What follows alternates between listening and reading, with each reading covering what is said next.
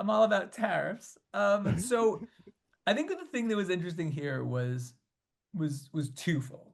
So first, we saw what we kind of expected to see. Like the classic Dennis, you're in Minnesota, the classic Dennis Green line, they are who we thought they were, right? Mhm. And so like the situation is what we thought it was. Economic volatility hits, consumer behavior shifts, and visitation goes to a few categories. Grocery sees a bump, membership club sees a bump, discount and dollar sees a bump. Like that's where people go, and that is one of the biggest takeaways of this last 5 years. That period hits, it hits, and everyone kind of says, "All right, well, we're going to trigger this kind of behavior now."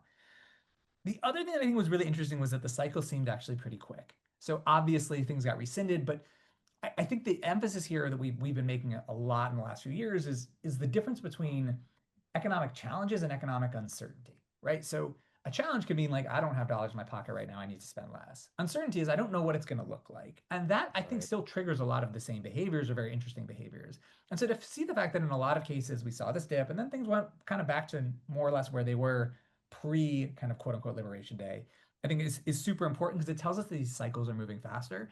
But it's a really important element to emphasize of I think we have a good sense of how the consumer is operating right now when these jolts to the system happen. We have a pretty good idea of what they're going to do. And Mhm. until that changes, this is kind of the new part of our new status quo is when a jolt happens, we expect this type of behavior. It's going to be short term. We're going to go back to normal, but this is what it's going to look like.